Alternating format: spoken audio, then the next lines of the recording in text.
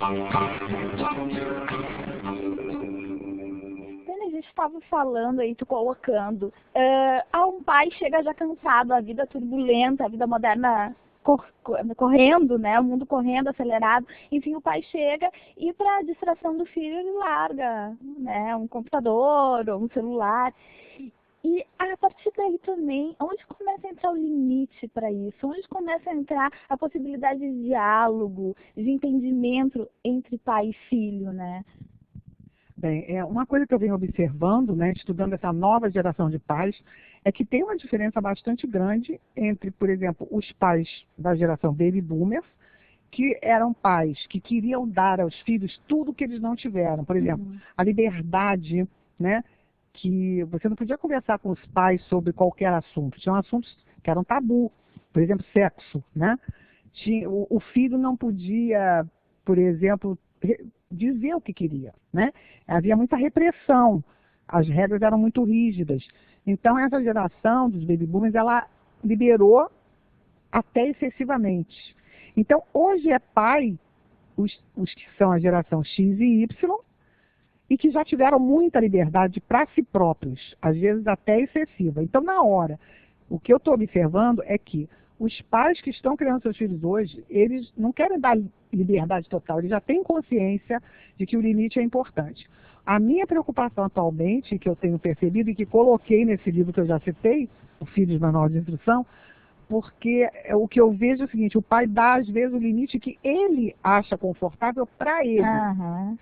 Tipo assim, eu quero ver a minha novela. Chegou, trabalhei o dia inteiro, estou cansado. Porque esse pai de hoje, ele se dá muito mais direitos do que o pai baby boomer dava. Porque o que ele queria, o pai baby boomer, era dar direito aos filhos. Hoje, esse filho que teve muitos direitos é o pai. Então, ele nem sempre está disposto a abrir mão do que ele considerou a vida toda os seus direitos. Então, ele não quer que a criança o atrapalhe, o incomode. Aí ele faz uma opção de concessões para conseguir o que ele, pai, quer. Nem sempre esse limite é o limite educacional. E é isso que está me preocupando agora nesses estudos, né? Agora, é claro que eu acho que talvez seja mais fácil para esse pai hoje cair em si após uma leitura fundamentada, clara, sobre o que é a diferença entre o limite que você quer para o teu sossego e o limite que é importante para a criança se tornar uma cidadã. E não apenas isso, também ser uma pessoa saudável emocionalmente. Porque claro que todos os pais adoram seus filhos, e aliás a grande dificuldade dos pais é essa, né? Que ama tanto o filho, que acha o filho maravilhoso, perfeito, mas os pais agora não estão querendo muito que a criança o incomode. Então, dá qualquer coisa, especialmente nas classes mais altas. Mas não é só nas classes mais altas, não. A gente vê isso acontecer em todos os níveis sociais. Mas por que existe uma questão assim que eu percebo? Hoje, quando a gente vê uma criança bem educada, a gente se admira, criança educada, quando não deveria ser assim, deveria ser normal, né? O contrário que deveria causar admiração. Por que acontece? Porque, na verdade, o que está acontecendo é que eu penso que os pais acham muito difícil ensinar. Por quê? Educar é difícil. Eu sempre digo isso. Não pense, às vezes você lendo meus livros, você diz, puxa, mas parece tão fácil, mas não é fácil. Eu procuro dar clareza ao meu texto, porque eu uso muito linguagem jornalística, não entro nunca no pedagogês, porque ninguém quer isso. O pai está com pressa, como você falou, né? O pai tem milhões de coisas hoje para fazer, então ele precisa de respostas objetivas às suas ansiedades, às suas angústias. E é o que eu estou procurando fazer. Mas, às vezes, essas angústias não são calcadas numa realidade, e sim numas necessidades que a sociedade nos impõe, consumista, imediatista, né, que é essa sociedade. Então o pai está sempre numa ansiedade de fazer mais, às vezes tem muita coisa que ele poderia tranquilizar, diminuir e poder ter esses momentos, porque é difícil educar, é uma questão de repetir, de ter segurança de objetivo e principalmente de ter paciência. Então, o que era normal, uma criança dizer bom dia quando entra, né? Porque hoje as crianças vão entrando, não dá nem te dá um beijo, não fala oi tia, bom dia, né? Não, vai entrando, cadê meu amigo? Pronto, Vai lá para o quarto do amigo e não quer nem saber. Não diz uma obrigada, se ela quer passar, ela empurra você. Por quê? Porque não teve alguém para dizer assim, não faça isso. E dizer sempre. Porque o grande problema é que a criança, às vezes, leva anos para aprender uma regra de convivência saudável e educada. E o pai está com pressa, o pai não tem paciência, então ele não persiste. E aí ele entrega os pontos e deixa a criança fazer, né, passar empurrando. Então isso acabou se tornando uma constante. E aquele pai que insiste, mas e que o resultado aparece, as pessoas se admiram. Porque, no fundo, eu até acho que isso não é uma coisa ruim totalmente, né? Por quê? Porque se as pessoas admiram, Sim. sinal que querem isso também. O que é importante é que esses pais vejam que quando você encontra uma criança assim, que aliás é uma delícia, né? Uma criança educada, um adulto educado, é uma delícia. Uma pessoa grossa, antipática, né? Sem nenhuma gentileza, não é gostoso lidar nem no trabalho, nem em casa, muito menos para você se relacionar. Então, é o pai acreditar que o seu esforço vale a pena, que dá certo, que funciona, porque, como eu disse, o DNA das crianças não mudou. Então, o que a criança precisa para ser feliz não é de muito brinquedo, não é de muito dinheiro, é de atenção, afeto, segurança dos pais e constância de comportamento do adulto, que é pela imitação que a criança mais aprende. E eu acho que isso que você estava falando, a priorização dos valores também, né? Porque às vezes se Ok. coloca a culpa, eu acho que nem é a questão da culpa, a culpa é da mãe, a culpa é da família, não, a culpa é da sociedade, mas talvez esse entendimento que a família, ela pertence à sociedade e que ela fazendo seu papel também vai tocar na nossa transformação, né? Perfeito. Nós todos estamos inseridos dentro de um contexto, né? Ninguém é imune ao contexto. Mas, graças a Deus, nós todos somos dotados de livre-arbítrio. Então, você pode se submeter às ingerências da sociedade ou se insurgir contra ela e dizer, não, eu não quero isso para a minha vida. Todo mundo acha que é mais importante trocar de carro todo ano do que você educar bem seu filho, do que você ter tempo para o seu filho, por isso você faz 200 horas extras para poder trocar de carro, para poder trocar de celular, para poder ter a última geração de computador ou de TV, né? Então você acaba pegando milhões de tarefas que você poderia não pegar e ficar tranquilo, às vezes, em casa, tendo um tempo para o teu filho, para insistir, para persistir, com afeto e segurança, né? E isso pode acontecer, depende da gente decidir, né? Certo.